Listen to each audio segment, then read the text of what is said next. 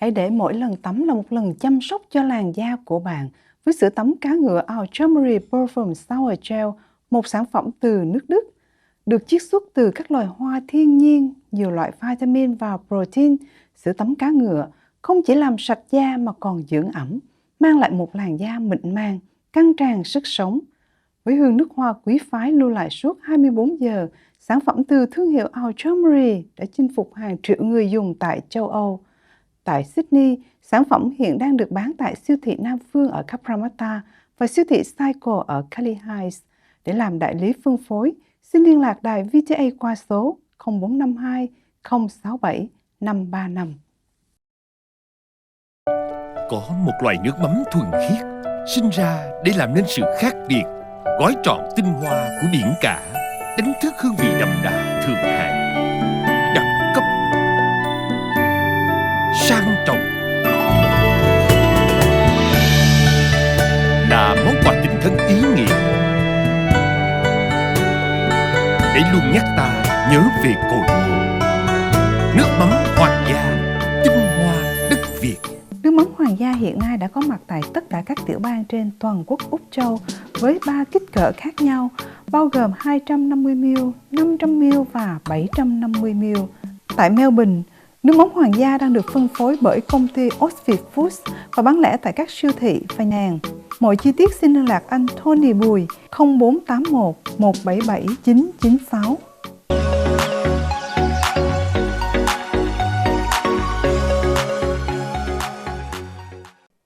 Ladies and gentlemen, welcome to the Sunday show of Viet TV Australia, and this week we welcome back Dr. Emmy Luong from Viet Dental in Cali, Vale. Hi, Dr. Emmy, how are you? Thank you. Happy to be back on the show. Thank you. Right, everyone, we know that Dr. Emmy Luong become a popular face in our channel, and she working with us about like 2 months. Yes. Right, sharing a lot of information about dental care, but I think we haven't known much about her. So can you share with us about your background? Certainly. So I came to Australia in 1983. 1983? Wow. Yes, I settled in Wollongong. And how old was you? I think I was probably 6 or 7. 6 or 7 years old? Yeah, Wow. yeah. And so it was just my mum and my sister and I. We lost our dad on the boat trip over. Yeah, yeah. Tragedy. Yeah, tragedy. Like he's never made it. But growing up, it was quite hard. But I always knew that I wanted to be something that powerful. I wanted a job that would pay well. I didn't want to have to work hard like my mum. So I see my mum washing dishes at the restaurant. So I go, I've got to study hard. And I go, I don't know what I want to be, but whatever it is, it will be a good paying job. I don't want to have to struggle like that, and my children struggle. Initially, I wanted to be a lawyer. I really like watching legal drama. And I want to I watch Tom Cruise yelling Few Good Men, and I want to be like, you want to handle the truth, I want to be like that. But when I did a work experience in year 10, I actually found dentistry and I fell in love with it. And I went, no, this is what I want to do. This is definitely what I want to do. I want to make people smile. I want to fix their teeth. So I looked into applying, and I got into medicine at Newcastle and then dentistry at Sydney University. And so it was for sure that I liked dentistry, so I went there, yeah. Okay. So how was the Australian community or society at that time in your childhood in Wollongong? Growing up, it was very hard because back in Wollongong, the Vietnamese community was not developed yet. So we didn't even have any bánh mì or any like chả lụa or anything like that. We only had one Asian groceries in the center town. It was very small. And that couple would every weekend come up to Cabramatta. They would fill their van with some food and vegetables, and they drive down. So whatever they buy is what we have to buy. We don't get a choice. So like once in a while when there's a public holiday, my mum would take us up here, and it's like Christmas. You go to Cabramatta and you just want to eat bánh mì, you want to eat. We don't even have roast duck or, like roast pork or anything like that. Yeah. And then you had to you had to eat like cereal and like sandwich. I know that my mum, she tries. So what happened, like even bean sprouts we don't have. So my mum would have to grow her own bean sprouts. Oh, really? Yeah, she'd buy the seed and then we would germinate it in the garage. Oh, really? We put in the tray and we grow it. Interesting. Yeah, she'll have to make everything from scratch. So she wants jalor, the ham. Yeah. She would have to buy the pork and she'll have to make it herself. Really? Yeah, there's just like virtually no Asian food, especially Vietnamese food in Wollongong. There's a big Chinese community. Yeah. But like even just finding like some Vietnamese herb like rau ram or something, it's impossible. Yeah. Like for me, when I came to Australia, like that when I was 26. But really, I would say I couldn't enjoy cereal. No. I couldn't enjoy Vegemite. I couldn't. My mum was very homesick. She missed Vietnam a lot. She missed the food. And I know that like for the first few years, because the Baptist church sponsored us to Australia, we went to the church every Sunday. And for that one day, I think it gave her a chance to be with Vietnamese people. They would cook Vietnamese food. But otherwise, the rest of the time, it was just, there was nothing of Vietnam in Wollongong that time. It's better now. Okay. Yeah. You said you came in 1983, right? 83, yes. So is that like when you go to school, or when you went to school, so is that you are something very strange, very new to others, your students or your classmates? Yes, so when I first came to Australia, I didn't speak any English. You'll be surprised. So I was making a lot of sign language to my teacher, like, if I wanted water, if I wanted to go toilet, I'll be holding my stomach, like, and then, with time, and when I learned the language, I would then be able to speak English. So I try to tell my classmate about my journey across the sea by boat, and I would tell them about the pirates, and a lot of them would be like, Shock. What do you mean pirates? Like they think the pirates we're talking about is like in the movie, like have one leg and have the parrot sitting here. And I said, no, these people, they look very normal. They're just fishermen. But because of the opportunity to rob the Vietnamese boat people. So pirate is just a term for someone who is just robbing the people at the sea.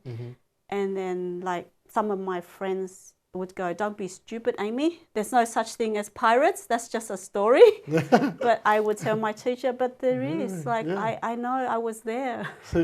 Yeah. I'm curious about it because, I think back then in 1980s,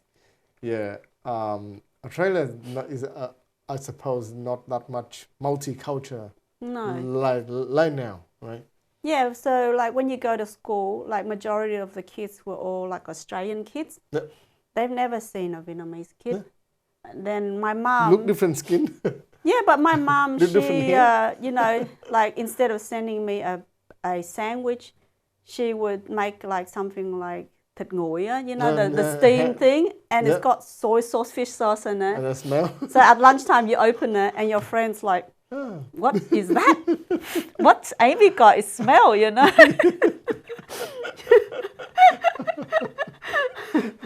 Yeah, so it's hard to fit in. It's embarrassing, right? Yeah, but now it's like we have a lot of Vietnamese people in Australia, but back then there wasn't a lot. So for them, like they find like our eyes are funny, our language and everything. It was hard to fit in. Really, like I said, I came when I see, like the Vietnamese community is there or established and very open.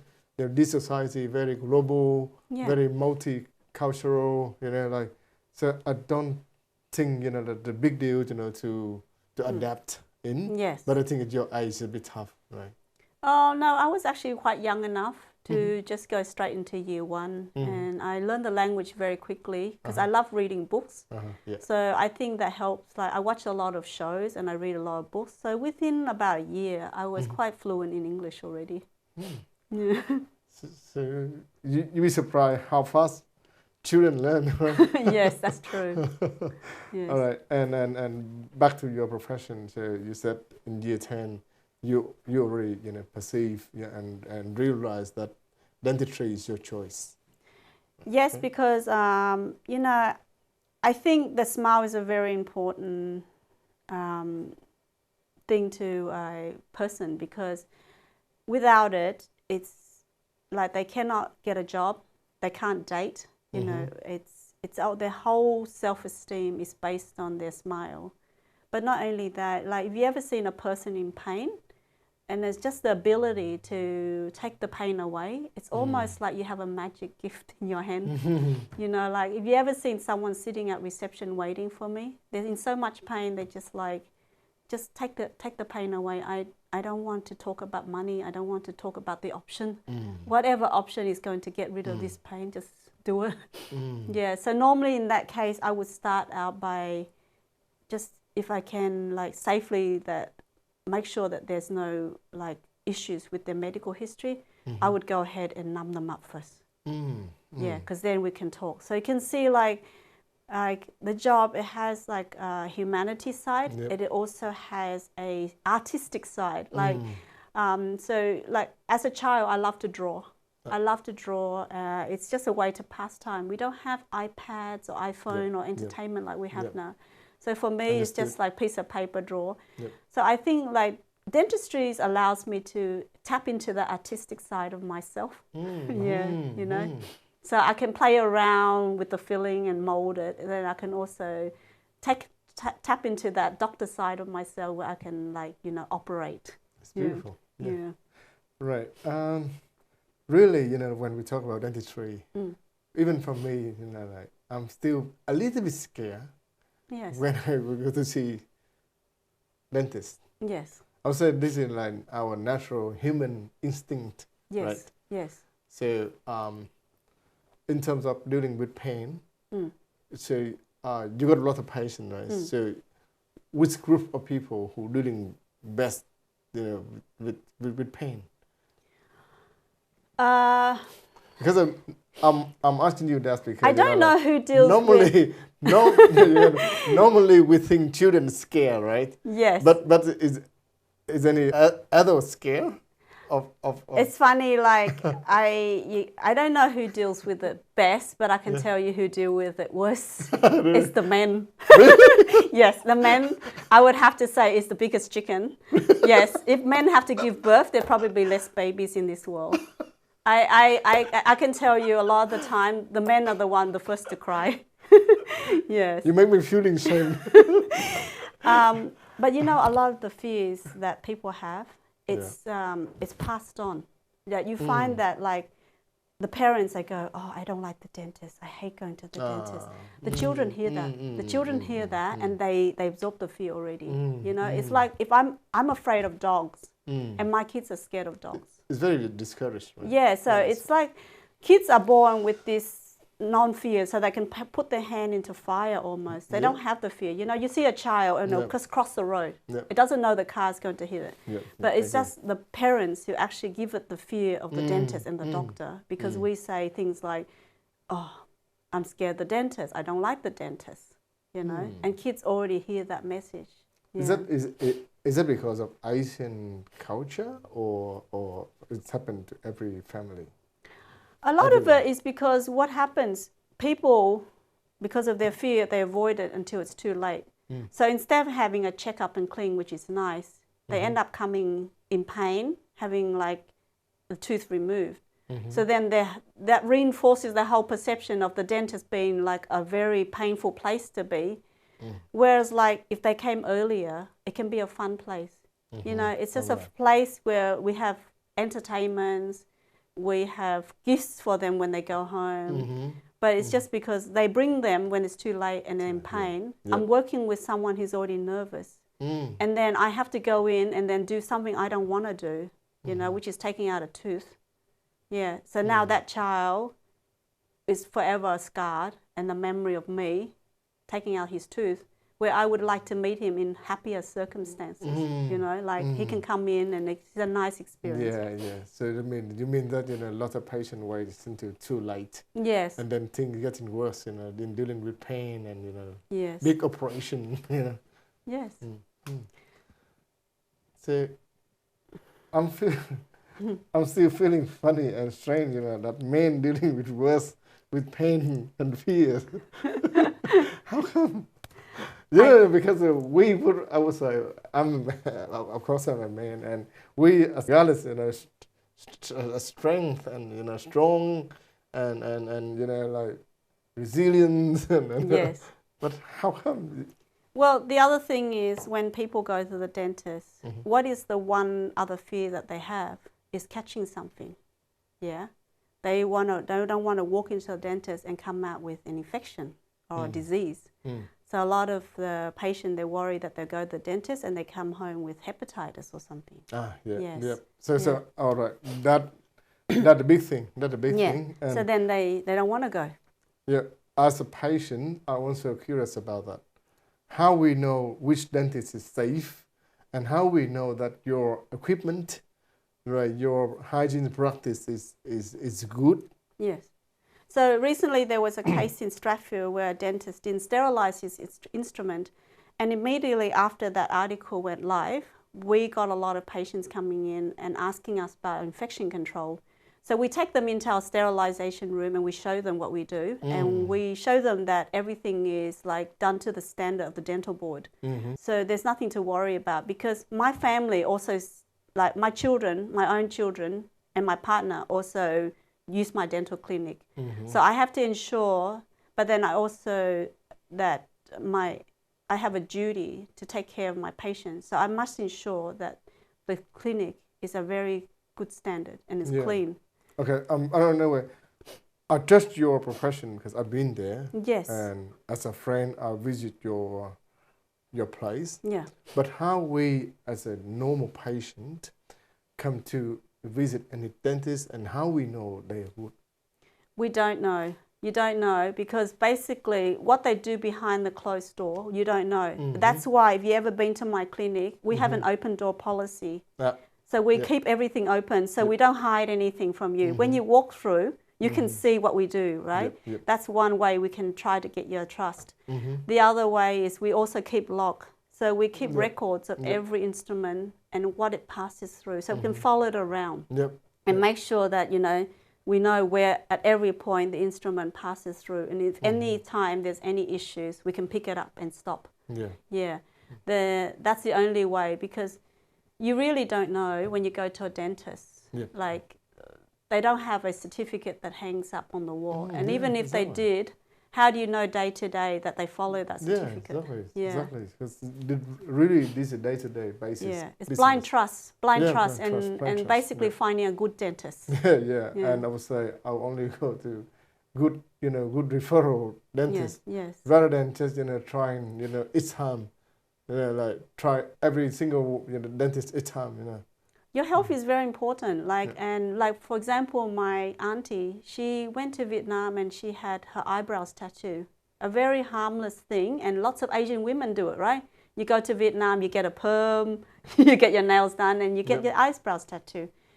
She catch hepatitis C, and actually she passed away a few years ago.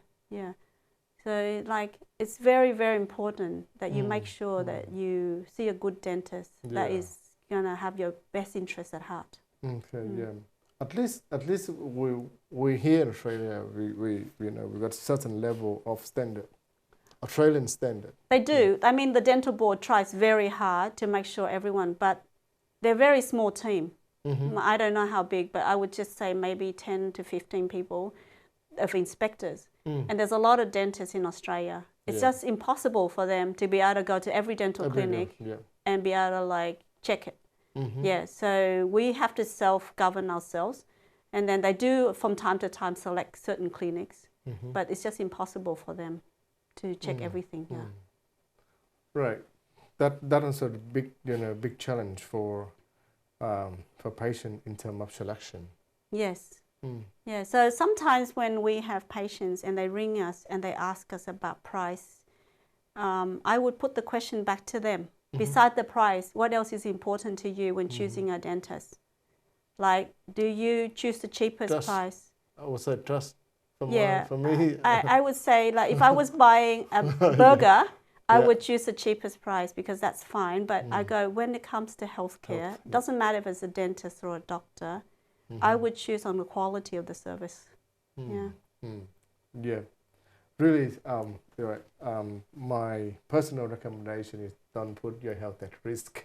Yes. But, by choosing the reliable, well-known, and and good practice dentist, I would say. Normally, as per my personal experience, I get information from friends, from relatives, from people around you about the good practice, and then go there to see. Well, there is some signs you can see. If you go to a dental clinic and it smells good, like that's a very important thing. If the smell is good, it means the person is keeping the clinic clean. Also have a look around. You mean smell like alcohol smell? No, that's not a good smell. That's a very scary smell. Really? We actually don't use alcohol at our practice because it actually psychologically makes the patient very scared. Yeah, we use what we call neutral detergent. So it's like soap, but it doesn't have a smell. It still does the same job, but it doesn't give you that hospital smell. And then we also burn scented candles. So that's why when you walk in, you feel like you're at the spa when you come to 15 Dental, right? Right. Yeah, that's a psychological thing to make people not scared. But, like the smell is very important because if the clinic doesn't smell clean, you can almost like... You can feel it. Yeah, you can almost guarantee that they're not cleaning their instruments properly. The other thing is also have a look around. Like, if they're keeping the place clean, like dust-free, clutter-free. Because, that goes to show how much they put into caring for your instruments and behind the scene. Really, my tips is, sometimes I just went to the toilet. So you check out the toilet, then you know whether you want to come here. Is that the same at the restaurant? You go to the restaurant, you check the toilet. The toilet's no good, you leave. Do you know what I check out? I check out the chef or the cook or the person. If he's coming out and he's got stuff all over You mean presentation? Yes, the presentation. If I follow him in the toilet and I don't see him wash his hands, I will leave the restaurant. I think you go with handsome chef. Anyway, thank you for sharing such interesting topics and and information. I think time flies, and we run out of time. All right, thank you for having me.